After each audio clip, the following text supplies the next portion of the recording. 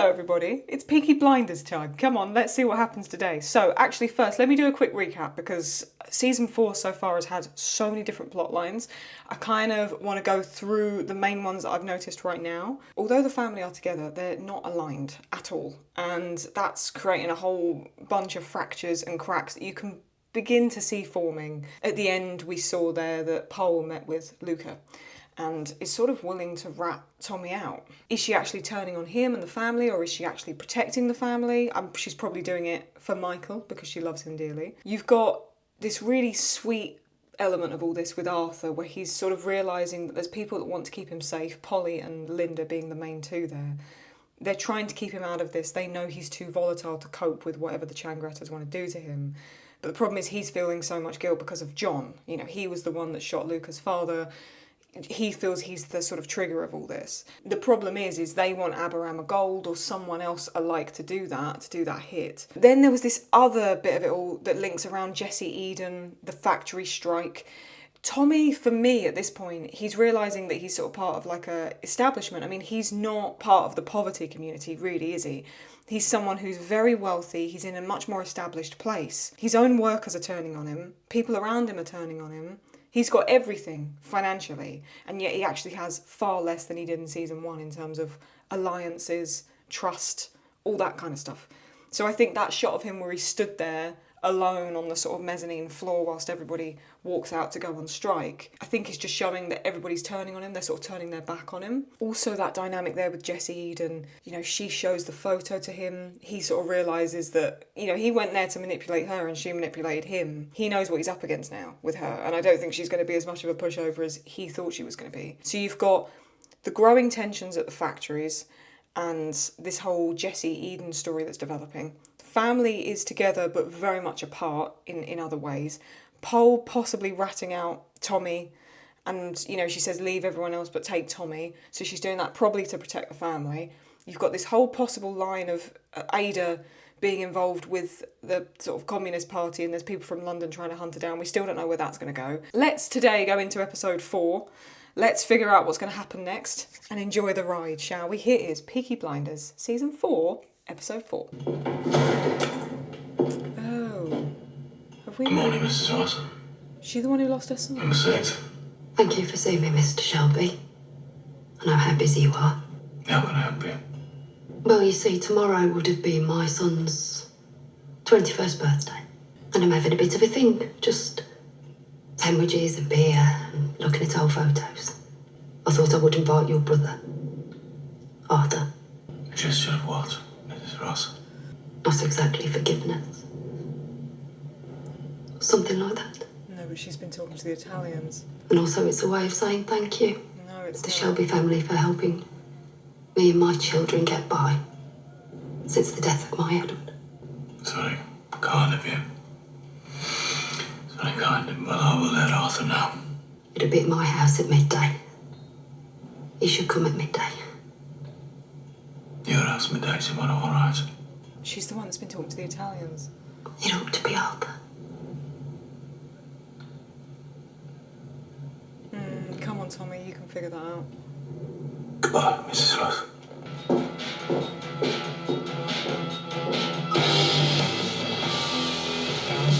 What happens if he shows up and not Arthur? The song playing is called Snake Oil. Oh, what a little detail. There's Finn. Still weird to me not seeing John. You know, it still feels weird. At midday today, Arthur will be here, 47 Artillery Square.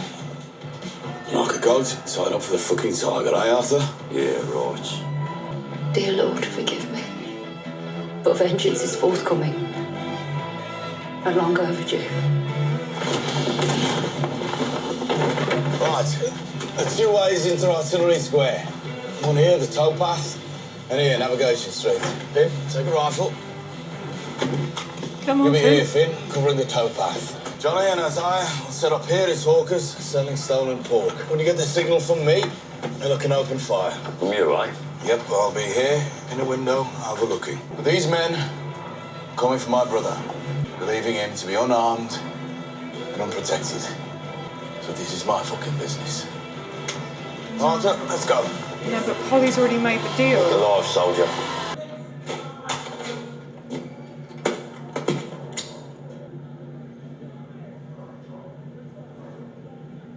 Ribs! Tongue in cheek, huh?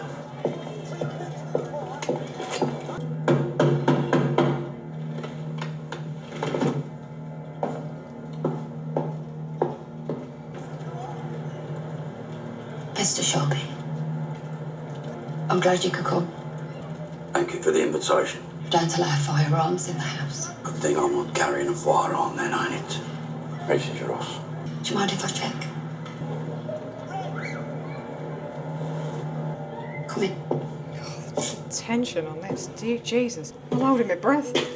Well, this is quite the party, isn't it? Lovely little get together. Would you like some tea while we wait, Mr. Shelby? What are we waiting for?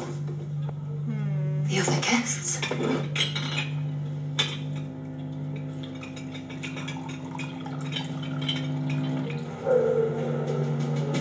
A threepence for the farm, huh?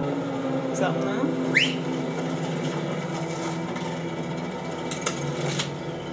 Here we go.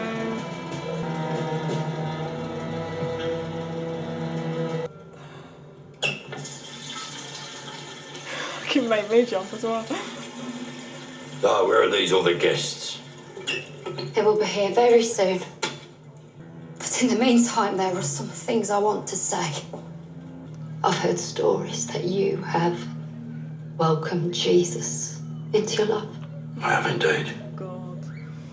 At the beseeching of your wife, who says a good woman, She is my shining light. though her mother, by all accounts, was not. Do you think your repentance will mean you are forgiven of your sins? We both know that forgiveness is out of my hands. I mean, for murdering my son. That was a sporting accident. Because I have not yet found it in my heart to forgive you. I don't think I ever will. Why have you invited me here today?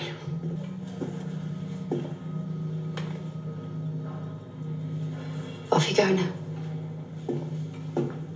Why am I here, Mrs. Ross? Why did you invite me here today? I thought something was going to happen to her then. I got scared.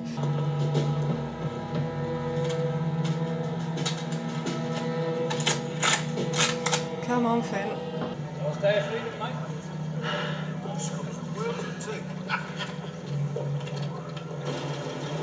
Oh, it's not there.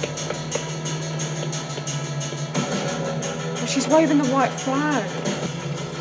Basically telling them to surrender, right? Go, like, drive off. It's a fucking decoy! Bring the car out now! Oh, shit. What are you doing?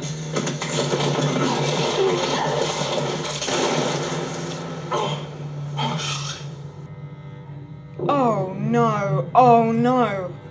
Arthur! Arthur, they're not here for you. It must be Michael.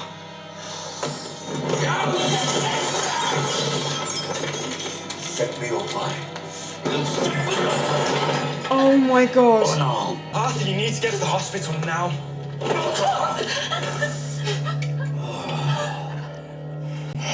If your faith is real, I've got all the kids. Oh, Jesus Christ. If you're here in 1 hour, I swear to God, I will cover you in tar and fucking feathers.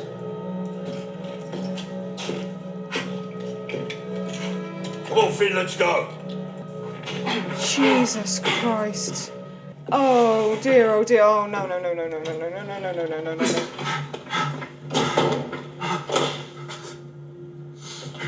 Where I'm from, out on the bends, unlucky. Don't tell me this is Michael days. Siblings down. Maybe that's what happened. Last time my man was out for you, you got lucky. Now, no. No. Please, God, no. Your luck's run now.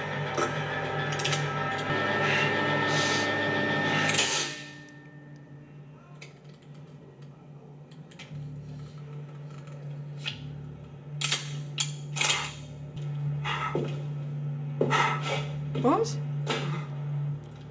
And tell your mother we have a deal. Oh, now he knows.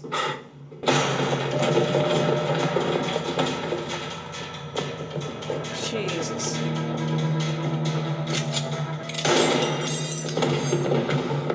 Michael? What happened, mate? What happened? They heard you coming. The gun was fired. They ran away. Oh, he's protecting Paul. I'm just in time. You alright? You hurt? I'm fine.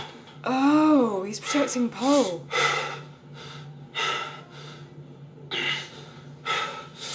No, you know, don't you? Yeah, Tommy, no, surely Tommy's pieced that together. So Michael, so he says, Luca Changretta does the tear thing, right? And then says, like, thank your mother. Michael in that moment knows that Paul's made a deal or something of that, something along those lines. So he lies and says to Tommy, they heard you coming. But Tommy knows that he's figured that out. Surely to God. Charlie, listen, Bonnie Gold will be calling in 4 minutes. Tell them the Italians on the road south. Rolls Royce, maybe 2, black. We inflicted no casualties. I said we inflicted no fucking casualties.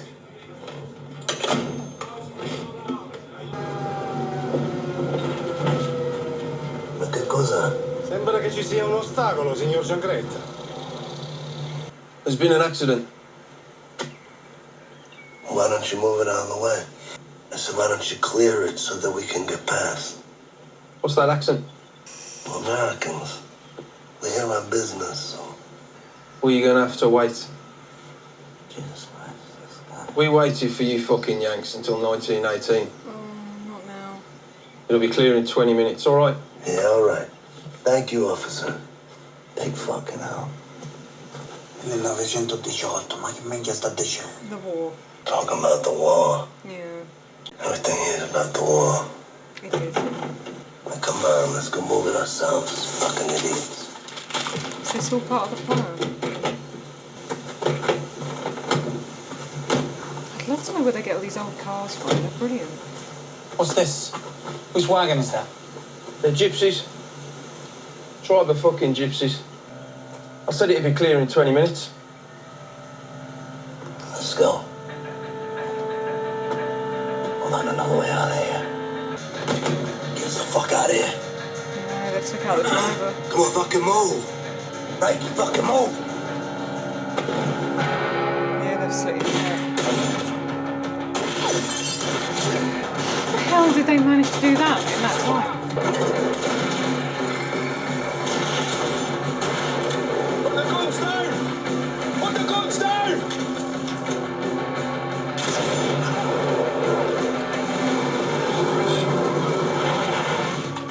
He said, tell your mum that we have a deal. Is he talking to Paul?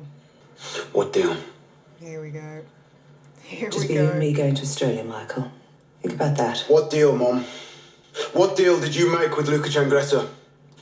Look at Michael's eyes. Jesus Christ. A deal to spare your life. In return for what? Tommy. Men don't have the strategic intelligence to conduct war between families. Men are less good at keeping secrets out of their lives. You agreed to give up, Tommy. To save my life. You never forgave him, did you? We're out of our league. No. No, we don't do that to her, Al. Think. If it wasn't for me, you'd be smoke blowing out of a mortuary chimney. Think about that.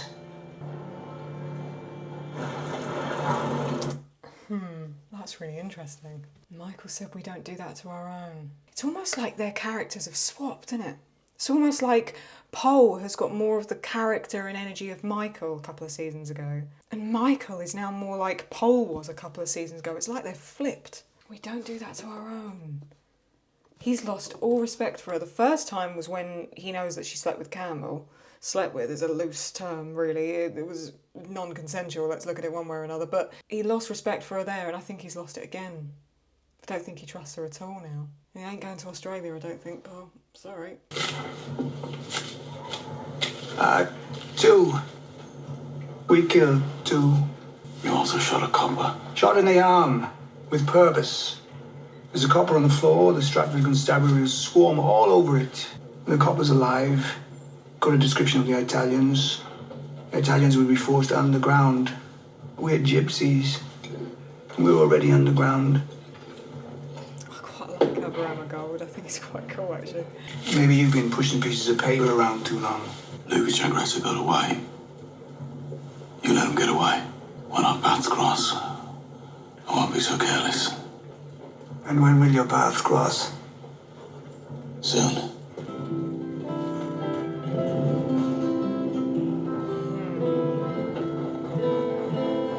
Oh, it's May.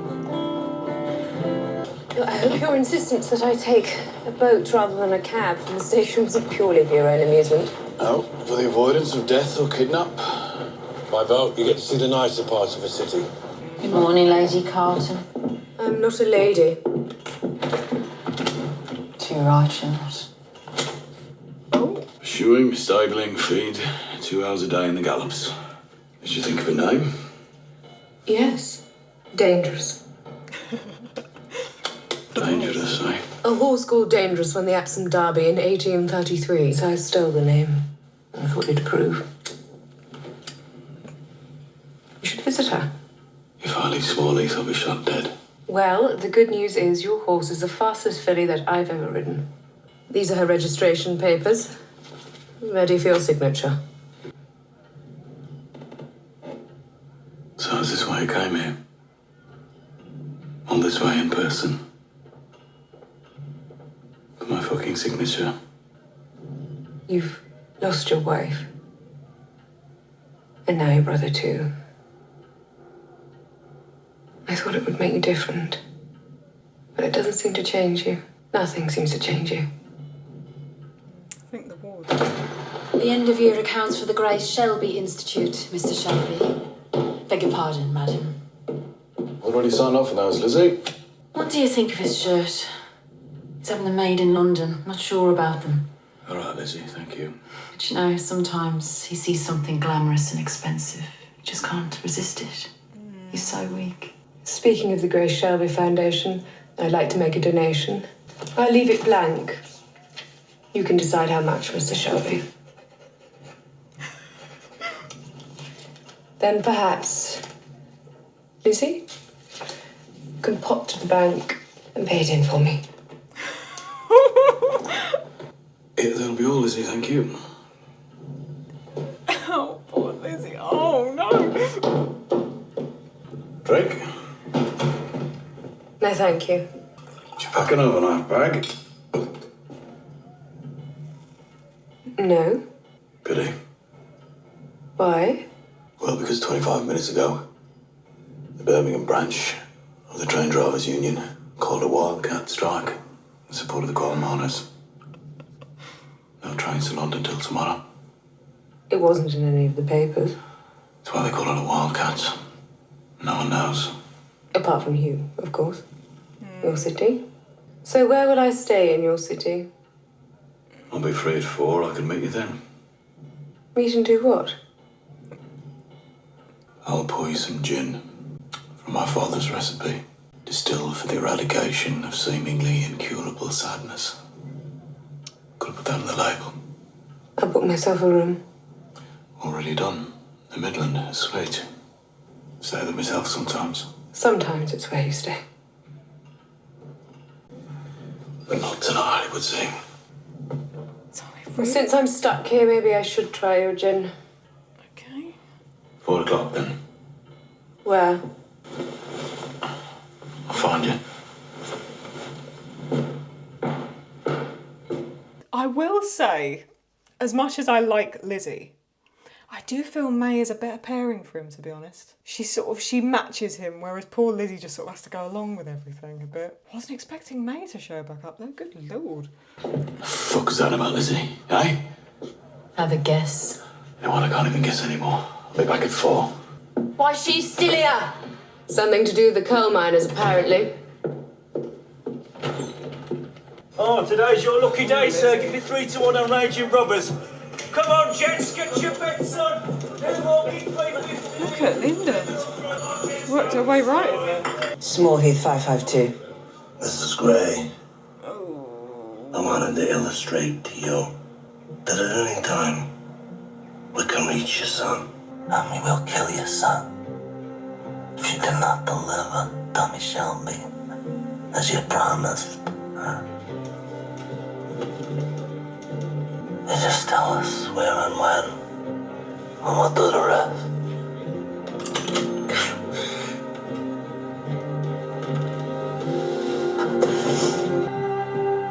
Where is he? Fucking. Fucking what? Fucking her. £10,000? She left it blank, so I filled it in for her. What's Tommy's diary looking like for the rest of the week? Oh, fuck Tommy and his cock and his chin. I'm just stuck up a wall. Read my leaves, Paul. You haven't done my leaves in ages. I haven't done anyone's leaves for ages. Paul. Swirl the teacup. Think about the man you love. Fuck him. Think about your white wedding gown. Now pour the tea back into the pot. I'll read the tea leaves if you go and get Tommy's diary. Fucking hell, are they all turning on Tommy at this point? See if Tommy's got a free afternoon in the next 7 days. Friday. Now, read my future and make it fucking good. Make sure he keeps it free. Just read my leaves, Paul. Already have. Plain as day. Stop drinking whiskey. Switch to stout. Why? Make sure Tommy keeps that Friday free. Tell him I have an appointment for him. And then go and see a doctor about that baby in your tea leaves. Sorry? What?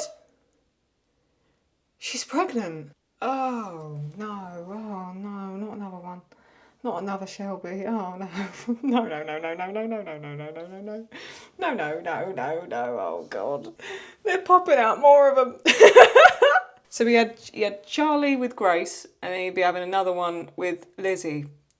If Paul is correct, of course. Is he going to go for the triple with May, or what's happening here? Is this Abraham Gold's son?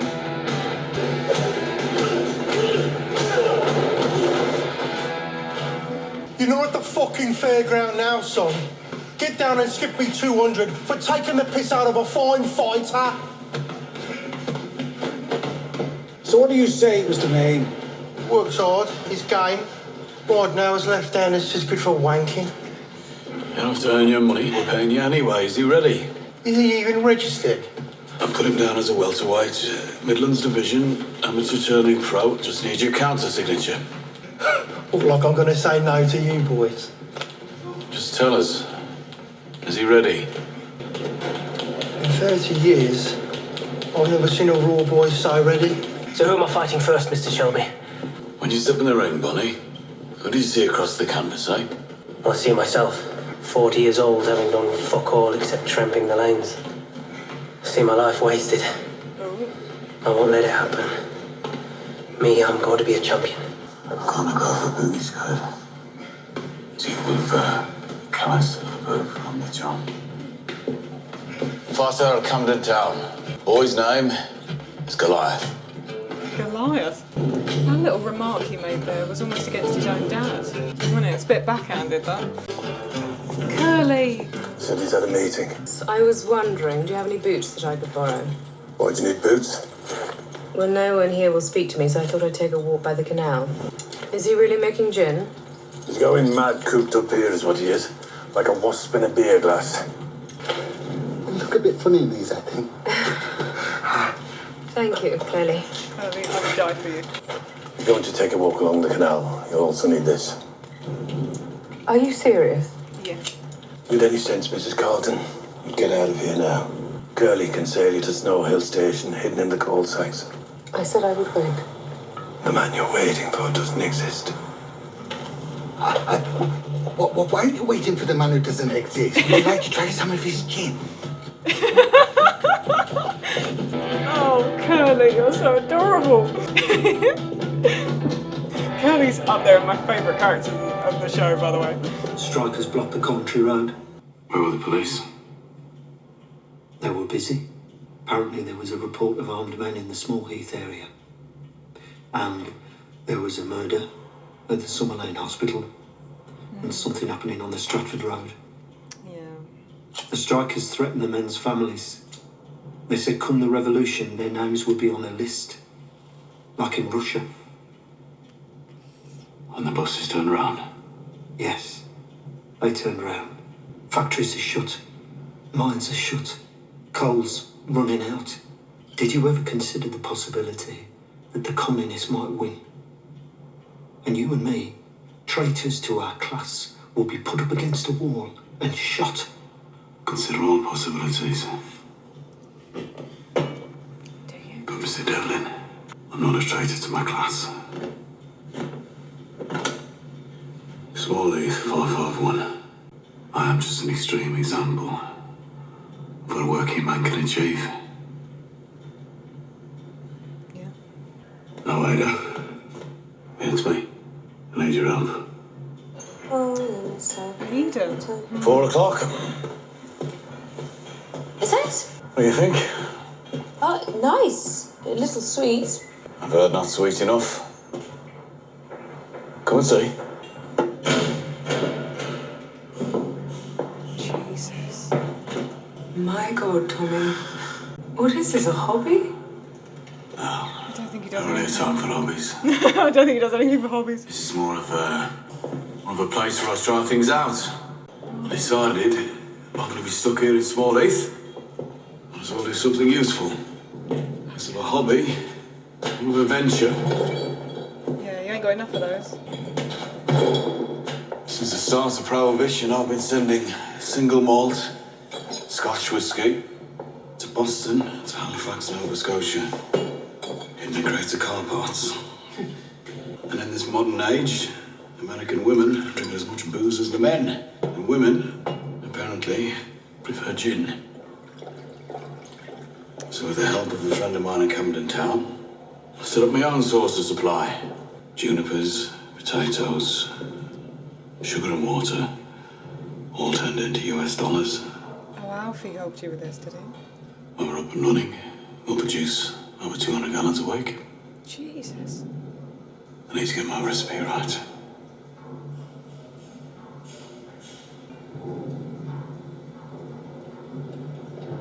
The truth? Mm-hmm. You're unlike any man I've ever met. Yeah. And the gin. Too sweet.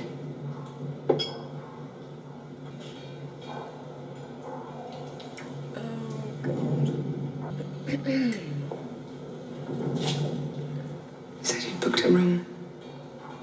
No, I booked a suite. Me book a taxi, I'll go. You're a businessman, Tommy, a good one. If only you could... If only I could what? If only you could change. Go and say it. If only you could change the bad. And the good is laying off 1,000 men, which I do. Like a good businessman. And the bad's fucking winning the horses. And a gun. And some fucking self-respect. You fucking people. I don't think that's... Bite like your horse. Yeah, I don't think she was going down that road. I don't trust taxis anymore. Come with me.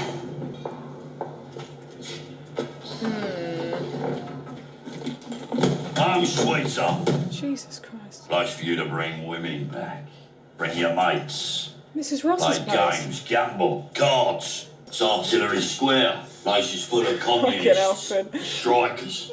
Curly'll be over later with some poison for the rats. Arthur, I wouldn't have been able to pull that trigger.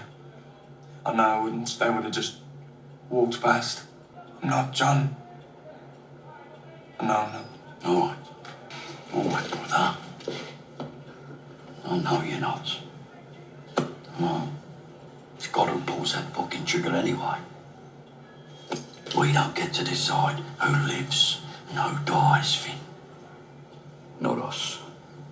You just have to flick a switch in your head.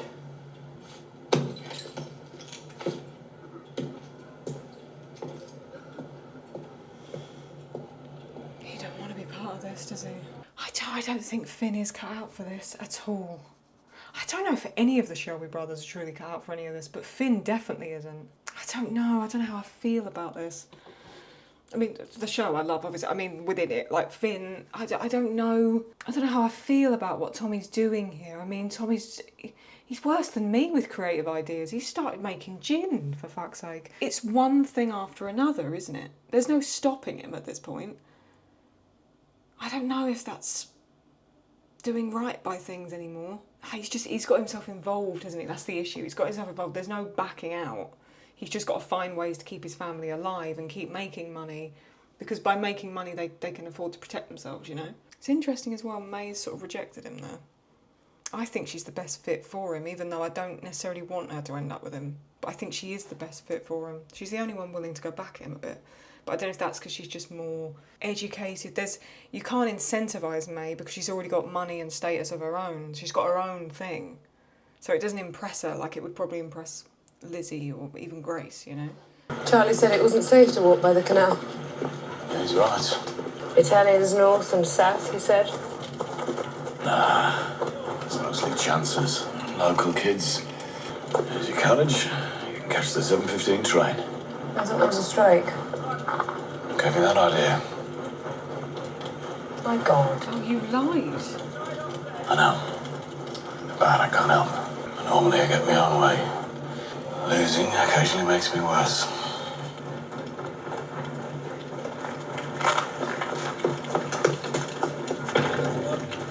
She looks a picture of my boots, doesn't she, Tom?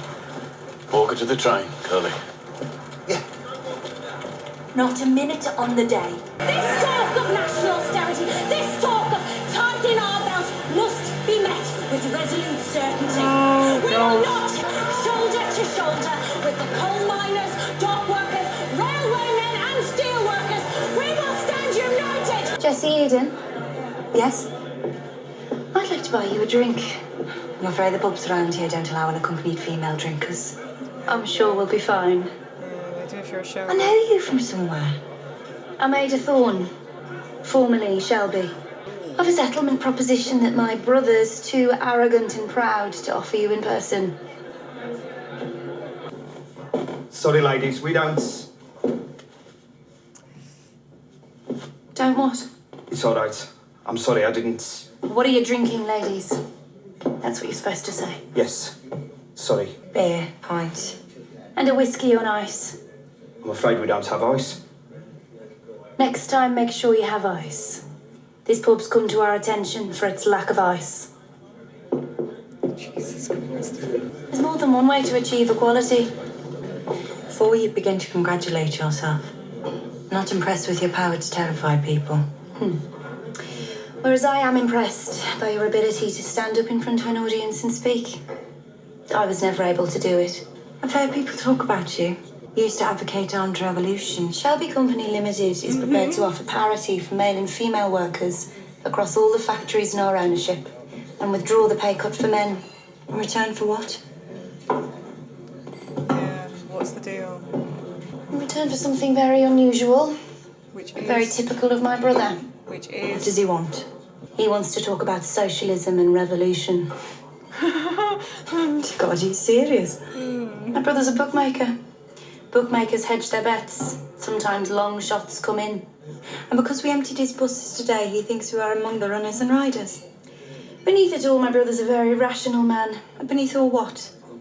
You mean beneath the beatings, the cuttings, the shootings, the murders? Yeah, beneath all that. Tell your brother that when we take power, all means of production will be owned by the workers. Essential industries will be taken into state control. Birmingham Town Hall is a rather beautiful building and we plan to preserve it. What else does he need to know? Aren't you a bit sorry you jumped ship too soon? He wants to take you for dinner. I really have nothing to wear. You'd need to wear boots. He's suggesting dinner in a scrap metal yard. Said you'd appreciate the sentiment. If you don't show up, the offer of parity is withdrawn. This is not how you conduct union business. We must all make personal sacrifices for the good of the good old cause, right? Wasn't expecting a dynamic. Alfie? A dynamic between Ada and Jesse Eden. Hello, Alfie. Fucking hell, it smells of pig around here, doesn't it? Definitely not kosher. Up a small heath, you will go to hell. Mm-hmm. For fucking breathing. He's so good in this, man. He's so damn good in this. I gotta watch this bit again. I love Alfie, so I think he might be up there with Tommy. I think they're my two favourite characters in the whole thing. I could honestly sit and talk about them for hours. Up a small heath, you will go to hell. For fucking breathing. Fuck me, he looks like he's grown. Since we left London, he's like a mushroom, isn't he? He grows in a jar. Bit of piss. There you go. The place is a shithole, yeah? So why don't you just knock yourself out? Is that Goliath? Ishmael, please, will you hit the call of prayer?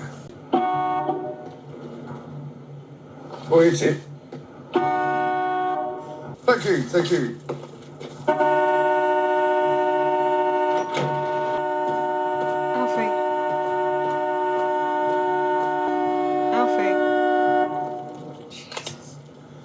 Morning, Alfie. Yeah, it is. How come everybody's in fucking bed? This must be Goliath. Yeah, it is. Fucking hell. Right, let me introduce you to David. Fucking assume that David's out of bed. Problem right between rum and gin. There's a gin, right, it leads to the melancholy, whereas rum it incites violence. Right? It also allows you to be liberated from the self-doubt. I hear you're probably more in need of the old rum at the moment rather than gin, mate. Oh dear, Tommy, you got fucking starlings, mate. You know that? You bastards only understand one language. It's all right, Alfie. No need. It's all right, I'm going to get Kestrel. I hear that you've got Italians, mate. You got a Kestrel for them and all. Yes. I'll have a Kestrel for them as well. Yeah, weakness behind the eyes. You blink too much, alright? You smell of smoke and coal and horses. Right? You were back where you belong, Tommy. Did I even want to piss and shit indoors? Or was I actually born, to defecate in the fields and the outhouses? It's a serious issue, though, Tommy. You just cannot wash it out, right? Because it come out your mother's tits. What? Nah. The Americans want it sweeter. I heard a cop got shot. Who shot him? My Kestrel. Up the States, very good. They're still using Sabini for vehicles and for places to stay. Reinforcements? It's the Cillians and they don't trust nobody and fuck to go on the morning of their first pubic hair. They got traditions. How many are here? 11. Enough to drop a band and wrap his balls in an OBE till they fell off. Well, the real question is, Alfie, which side are you playing for, eh? Kid hell. What kind of world is it to bring up children when your own mate can ask you that question, eh? Well, the truth is, Tommy, you're going to be fucking dead soon, yeah? And then your starlings, they will peck out your blue eyes, won't they? And the jackdaws, they will steal your gold and your medals. Pretty soon it'll be as if it never even fucking happened, mate. You tell Darby Sabini from me. And if the Italians win, then I'm planning on leaving. And after me, it'll be him, and then you, then the Titanic, and the fucking mafia, Alfie. Can't believe our coppers are unarmed. They can distill their liquor, and it's against the law. They've come here and they like what they see. They're coming and they're here to stay. Mr. Shelby! Come to talk prayers for the fight. There's the Kestrel. Your Kestrel? Yep. Tommy, when a pikey walks in with hair like that, you've got to ask yourself, have I made a mistake? Who the fuck are you? Who the fuck am I? Who the fuck is this? Oh my God. My friend, I am the uncle, the protector, and the promoter of that fucking thing right there in whose shadow nothing good nor godly will ever fucking grow. That there, right, is the Southern Counties welterweight champion. He is of mixed religion, therefore he is godless. He was adopted by Satan himself before he was returned out of fear of his awkwardness. But it is impossible to marry off due to his lethal dimensions. His mother, terrified, just fucking abandoned him. And there he is, stood before you like the first of some brand new fucking species.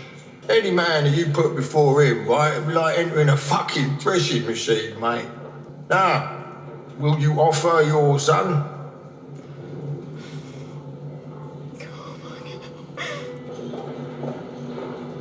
Name the day, Mr. Shelby. Are you sure? Is he really going to pitch that kid up against this giant? Did he come down from a beanstalk? Where the fuck did he come from?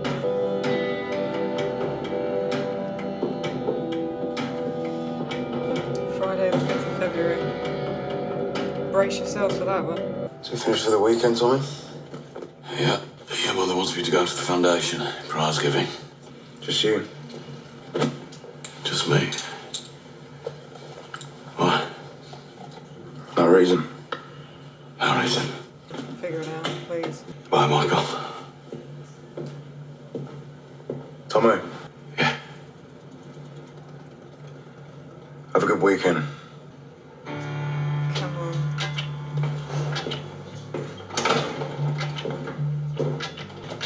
Come on, Tommy, you can piece that together, surely.